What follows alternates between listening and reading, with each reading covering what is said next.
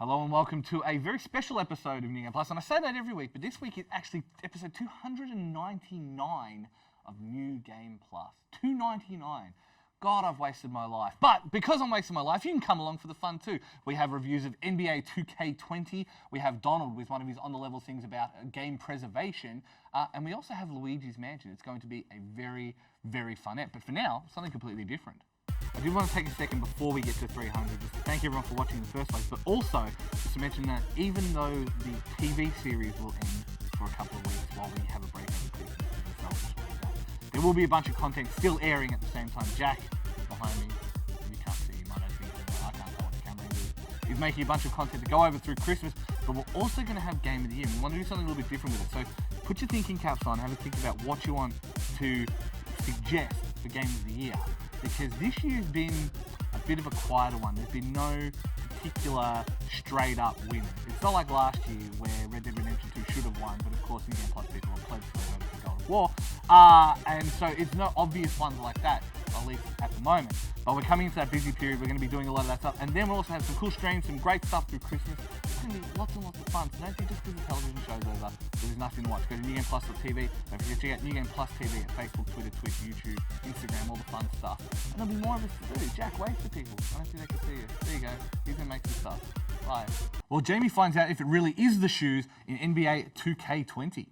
So when I say the words NBA 2K20, I think most of you might have an idea as to what to expect. The core basketball game is still really good. They've added the WNBA, so that's a really cool and welcome addition. The presentation is still second to none. There are still a lot of microtransactions which aren't great, and it's still a game where despite there's multiple single-player modes, they all kind of require an online connection, so if you're offline or downloading one of the many 20-gig patches that have been released, yeah, you kind of can't play most of the game. But to me, the biggest disappointment of this game has been my career mode.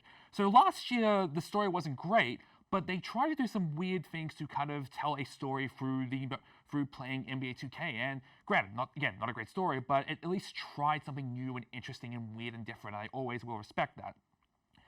This year can probably be best described as weird flex, but okay. So you don't have a good story, which is as to be expected, but then you have dialogue choices, which don't really mean all that much when you haven't got a great story or any real consequence for choosing this. You have Rosario Dawson and Idris Elba playing prominent roles in your story, but they don't really do anything, and they're kind of not in the game that much.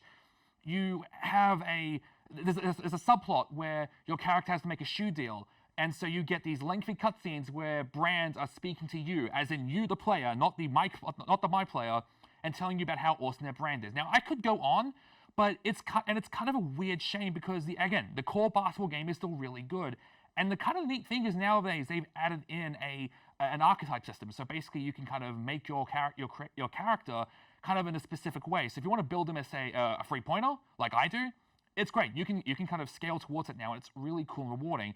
And again, it's my career, so the story can always just you can always skip all that stuff if you really want to. But it's such a big deal and focus of the game that why would you want to?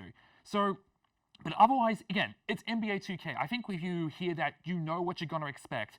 And again, still a good basketball game, but it's NBA 2K, so there's always that everything weird around the basketball game, which kind of doesn't work out so well. Well, it seems like Jamie had some interesting opinions on it, so I figured we'd bring him back, but also we'd bring Alice back, our resident other basketball commentator, because I know nothing about NBA in general, as a general rule, but also I know not much about this game.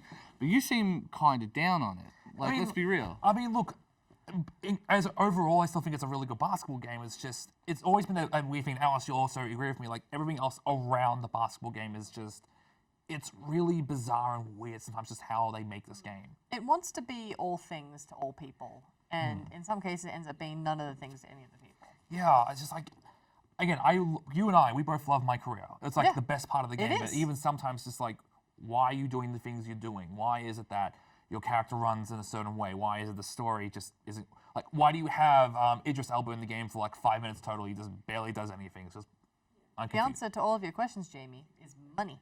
That's true. Money. It's always money, Yeah. especially in basketball. Basketball's all about money. That's true. That is, as we have learned recently in the news, it is all about money. So I guess that is the big question is obviously they've been caught out for years for microtransactions. Yeah, everyone likes to like dunk on EA for it, and fair enough because EA is bad for it. But like this game's pretty littered with those kind of things as well. Like, Better this year. Yeah? It's definitely, last year was the worst it's been. Last year was just trying to get money for everything all the time. Like, this is a franchise where at one point you went to go kind of preview a haircut. You could even do that without straight up buying the haircut.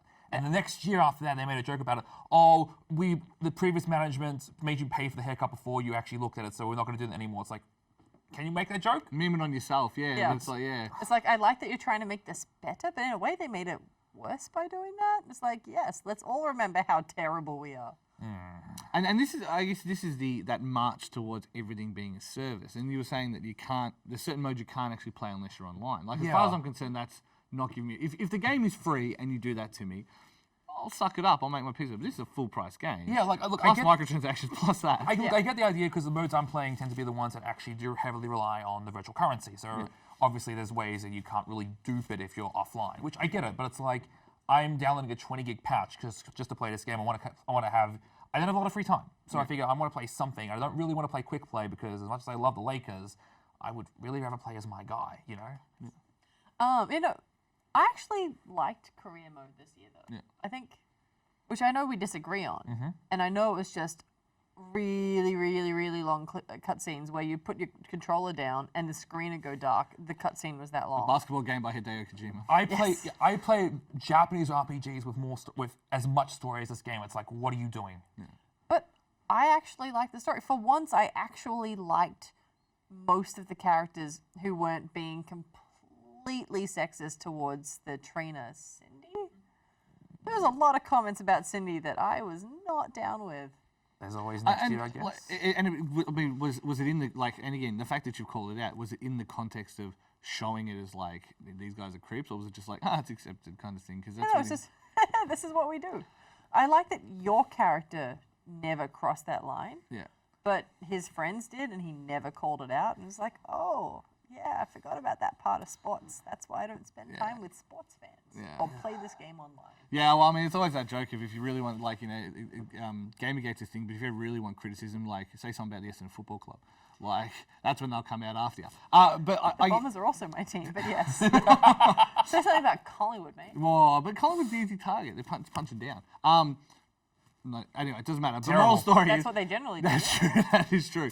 But I guess the thing with my career is obviously, like, NHL, I think it was 14 was the first one to really do be a pro, and then kind of NBA made it their thing. Like, they were the first ones to really invest time into it. They became like the big franchise now. They're like, no, we're going to make everything into a story now. And it's to the point where EA, for a period of time, actually got back into it with FIFA and Madden, and now they've kind of realized it's not really their thing, so now they're trying out different ways of telling a story. I think it's also tough with 11-man sports, and you know, like it's tough when the team has X amount of people. Hockey's great for it, 5 people, and they rotate, so you can do shifts on it, and you can watch the game as it's going on, kind of thing. Basketball, 5 people on the field. Yeah, you can do it. It's fine. But also we got Rosario Dawson, and that's all I want on my screen. Yeah, can't argue with that. I will never disagree with more But Rosario also, Dawson. we have to talk about WNBA. Yeah. Speaking of they actually went ahead and did that, which is really, and really they cool. did it well. I actually went over to San Fran to see them scan the players into the game, and it was really cool.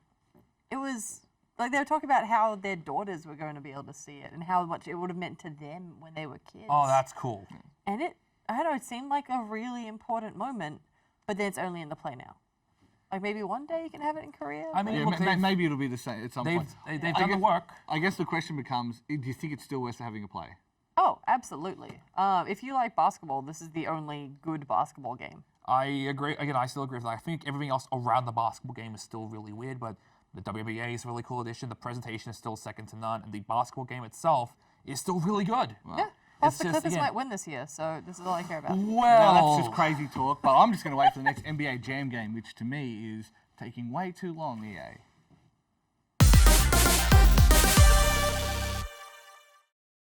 In late September, the National Film and Sound Archive here in Australia announced that it would begin adding video games to its collection of notable Australian film, television and audio. At last, we have a seat at the table. right next to important Australian works like Picnic at Hanging Rock and The Bum Dance from Big Brother Season 1. It aims to have every Australian video game in its archive. Yes, even the one that you made in your graphics calculator that just made the screen read farts over and over. But for now, it is beginning with 8 games, ranging from groundbreaking games like The Hobbit and Shadowrun to modern indie titles including Hollow Knight and Florence. All the games in this first 8 are worthy of being archived, but I did notice one glaring omission. Out of bounds, on the full. All rise for the national anthem of Australian gaming. But it's still good to see that a body such as the National Film and Sound Archive acts to preserve gaming history, because without the preservation efforts of this and other entities, we risk losing our gaming history to the ether. Before I go on, I should briefly explain what game preservation is, because it is much more than merely keeping an old Nintendo 64 cartridge in a box in your parents' garage, defending it to the death whenever hard rubbish day comes. Game preservation involves maintaining aging hardware, archiving a game's files and source code, even digitizing a game's promotional materials, because, let's face it, society would be worse off if we lost this. We can play it on my Nintendo Entertainment System. It's The Legend of Zelda, and it's really rad. Those creatures from Ganon are pretty bad. Octoroks, Tektites, Levers too. But with your help, our hero pulls through. Yeah, go Link, yeah, get Zelda. Awesome! My name is Zelda, and I'm here to say the 1990s were a blight on cultural history. In a terrible way. And this goes to why game preservation efforts are so important. Gaming is a relatively young art form, and it is important to have a record of the pioneering experiments and awkward mistakes of our early days. It's as valuable as looking up your old MySpace page. The unique problem faced by games, however, is that so much of its early history is stored on physical media like floppy disks and CD-ROMs, which degrade over time. Decades of history and knowledge rotted away, an effect only matched by watching 5 minutes of The Bachelorette. You'll think that publishers should have a copy of everything in their warehouses, right? If you said yes, viewer, I wish I shared your bright-eyed optimism. Early game developers were very bad at archiving their source code. Even as recently as the 1990s, Squaresoft would routinely delete code after shipping a game. This even applied to Final Fantasy. I'm guessing that's why they had to go the long way around and remake Final Fantasy VII. At least developers nowadays are better at keeping source code, and with games moving to digital, this should mean that every game is playable forever, right? If you said yes this time, viewer, have you not seen this entire world? Nowadays, games disappear for the dumbest reasons. Konami single-handedly took down PT to personally spite Hideo Kojima. There was that one time that Epic Games deleted Fortnite. I'm guessing because Epic CEO Tim Sweeney got particularly salty after losing in the final circle. And then there's the iPhone. In 2017, iOS stopped supporting apps and games coded in 32 bits. Admittedly, Apple had been requiring developers to submit apps in 64 bits since 2015, but not every developer had the ability or the interest in updating their apps, which meant that in 2017, we lost a whole swath of mobile gaming history, including Infinity Blade, Flappy Bird, and that fake beer drinking app. We were so easily amused back then. And this year, the 64-bit edict was extended to Mac OS, which means that modern-day Macs will no longer run older games. So much for that Steve Jobs' old adage of, "it just works." Although, if you go over the history of his speeches, he never applied this message to iTunes. Even Steve Jobs would have rather used Winamp. There is one game which ties all of this together, Flight Control. Released in 2009, this game was at the forefront of mobile gaming. It was instrumental in developing the language by which we interact with touchscreen games. It proved that mobile gaming can be as successful as its console counterparts, and it was made right here in Australia. Turns out that we can make more than just Tim Tams and killer animals. However, if you want to download Flight Control today, you'll find nothing. Apple's 64-bit rule meant that it had to be updated in order to remain on the App Store. Flight Control's publisher EA did not do this. In fact, EA removed it and 16 other games from the App Store stating that it would focus on, quote, developing new and exciting titles, as well as bringing new content and updates to existing popular games. And we all know how that turned out. It is a damn shame that in order to play this game, you have to dig out your old iPhone and hopefully not shred your fingers on the cracked glass. Flight Control is a contemporary parable of hardware obsolescence and corporate indifference, leading to important gaming history being lost. But we are in a better time now. Companies in the gaming world have learned from their mistakes of the past. Well, most of them. And more public and not-for-profit institutions are doubling down on game archiving, meaning that records of modern gaming, even MMOs, will be preserved. Thanks to these efforts, our children's children will know what games were like before they all had loot boxes and battle passes. And that is everything that has happened in the world, ever.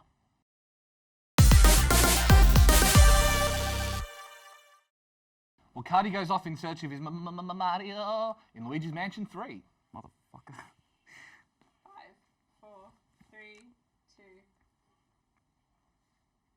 Now, it has been a while since we've checked in on Luigi's legally distinct ghost-busting adventures, but with the advent of the Switch's rise, it was only a matter of time until he jumped from the portable screen back to the portable and big screen console hybrid.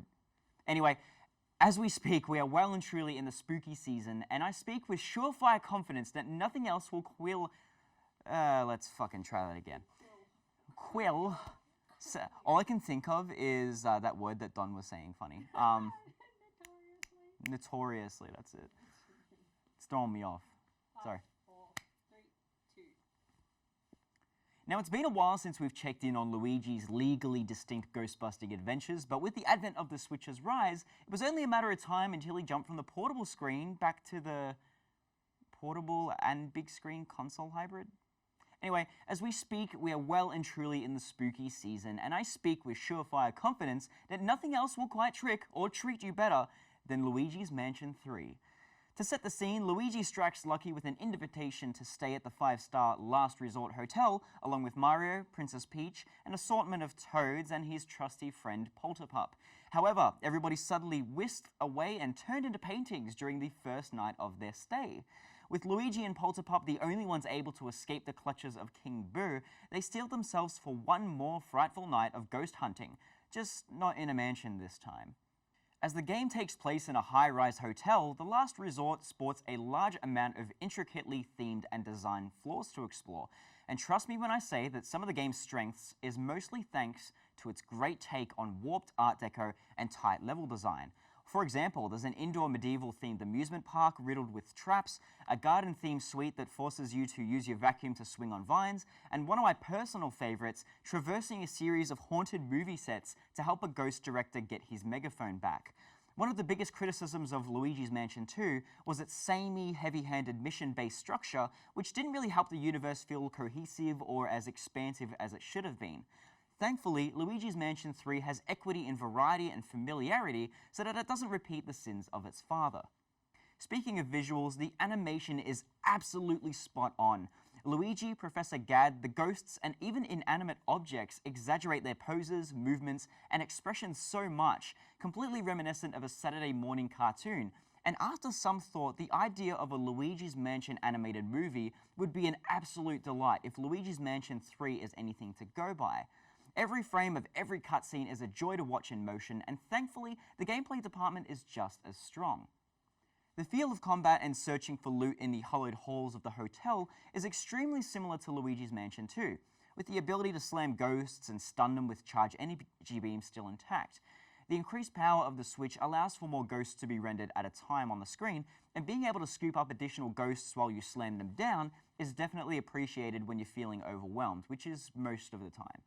Enemy and boss designs incorporate well with the combat mechanics that are slowly drip-fed to you, and Gooigi, an alternating clone of Luigi you get early on in the game, is a versatile powerhouse that well and truly deserves the vast amount of screen time he gets. I bring Gooigi up specifically because he owes a lot to the multiplayer experience of Luigi's Mansion 3. Not only is he instrumental in solving a wide variety of puzzles in-game, but he also can be used in tandem with a second player in a cooperative environment. The more you play with a second person, the more you learn to appreciate how much thought was put into Luigi's inclusion. In many ways, thanks to being able to squeeze through spikes and vents, Luigi is far more useful than the Player 1 Luigi, and you'd definitely be doing yourself a disservice if you don't attempt cooperative mode for at least 1 or 10 floors if you're so inclined. Aside from a few controller issues like the gyro sensor causing more problems than complementing aiming, and a saving system very dependent on auto-saving, which makes my inner old man gamer extremely nervous, I can forgive Luigi's Mansion 3 thanks to its great level design, visual flair, and masterful incorporation of cooperative elements. If you had your reservations after Luigi's Mansion 2, I can guarantee you that your faith will be restored after a run of Luigi's Mansion 3. Now, I'd like to take this opportunity before we get serious to mention that Charles Martinet is the nicest human being you will ever meet. If you do get a chance to say hello to him at a con, make sure you do, but just don't hassle him too much. But he's a very nice guy. He does great voice work. But I figured I'd get Cardi in to discuss a little bit more about Luigi's Mansion 3. And I brought Shaney in too, because, you know, Shaney can be the Gukati? Ooh. Oh, that's that doesn't matter. I was just going to say that he broke into the set, but all right, let's go that's a with different that. thing. That's a different thing. But basically, you nailed it in your review a little bit where you mentioned that a lot of the sins of the Luigi, as much as Luigi's Mansion 1 was a flawed gem, people still loved it because it was something different from a third-person shooter. It was earnest It was as well. Oh, you said the E word. I love the E word. It's my Yeah. favorite one. But like 2, that kind of mission structure they had, and obviously trying to aim towards that portable gaming style, it just sucked the soul out of it. It just like. I think one of the main like I guess contentions with that, and it's fairly earned too. Like I actually liked Luigi's Mansion 2. The part where you play the game is completely fine, completely earned. But I find that a lot of the atmosphere, a lot of the progression, a lot of the tension, I guess a lot of just the idea of being able to explore all these different areas, a lot of it's lost in Luigi's a lot Mansion of the 2. fun. Yeah, no, it was just that locked behind that kind of mission style that it brought, which, you know, it was that kind of thing that Nintendo was exploring at the time with most of the mobile games coming out with that kind of, you know, 10, 15 minutes of like hectic action and then just bam, like next Well, that was mission. when they were starting to lose the mobile market. That was when Yeah. they realised that they'd lost the they owned it on the Wii, they owned the casual market, and then Apple said, you know, we'll take that. And Apple took it and ran with it. And so they were coming to terms with that, and I think that was the 3DS and Wii U era where there was a lot of very strange decisions coming out of Nintendo. There was a bit of an identity crisis there as well, where like the Wii U wasn't performing as well as Nintendo had hoped. They still hadn't kind of given up on it, but the fact is that the 3DS was a far more safer in terms of market share, in terms of I guess of stability of Japan just how many alone, people. yeah. Japan alone is more than enough to get back all the stuff that all the money that they spent developing that game. Yeah. So they kind of went, well, this is probably the safer option rather than Wii U. Let's go with that instead. So, and I think the other thing that it does well, and this is something that a lot of games are finally starting to come around to, is the idea that co-op can basically be, in and of itself, a difficulty setting. And it seems like from your review that Luigi is perhaps a little bit too useful. Yeah, so I played with a very good friend of mine, thinking that, well, Player 1 Luigi, it's gonna be a case of the co-op character is gonna be able to be used several amount of times. You can collect all the stars in Galaxy. Yeah, you collect all the stars, hooray, all passive. But it turns out that I was actually the one sitting there going like, well, yeah, this is You kind might of as well fun, do I that, guess. yeah. Luigi is far more useful. He's able to traverse through vents. He's be able to jump through spikes and all that sort of stuff. And I'm sitting there just like, man, I wish I was Luigi. I really wish I was. Speaking of Luigi, what do you think, Andy?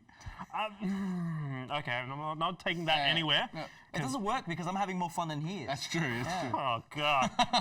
No, like Luigi Mansion 3 is where it should have gone, maybe in 2. Like it's taking its roots back into 1. It's like picking up some of the things that 2 had, but then taking it further. And that's exactly where it needed to go, and that's where I think most of the like Nintendo products are probably going at the moment with the Switch, because you know. You do Look, that every time. I like the fact that you can have 4-player multiplayer and thing. The fact that you can have all these things, I think, just works for it, and it does a lot to solidify their place back inside of that. It feels a lot less shoehorned in as well. Everything from the design of the story mode feels very much like this was a concept that was introduced very early into development, thinking that, well, you know, if you're a lonesome person or someone that doesn't have a Nintendo Switch, and if you don't, what the hell are you doing? What is wrong with you, as Reggie Fils-Aimé would say? Then you could at least play it by yourself. But it feels a far more cohesive and I guess like smooth transition playing with another person. And you get Luigi like an hour into the game anyway, so it's not like the second player misses out on much. Yeah. And then you get to the point where the first player misses out on a lot because the second player is having way too much fun. So there you go. On that note, we are going to wrap it up. That is another episode of New Game Plus in the books. Thank you for joining us. Don't forget to check us out at newgameplus.tv and New Game Plus TV, one word, at Facebook, Twitter, Twitch, YouTube. I'm sure there's other stuff. Instagram, other things that I'm forgetting. And we will see you guys next week.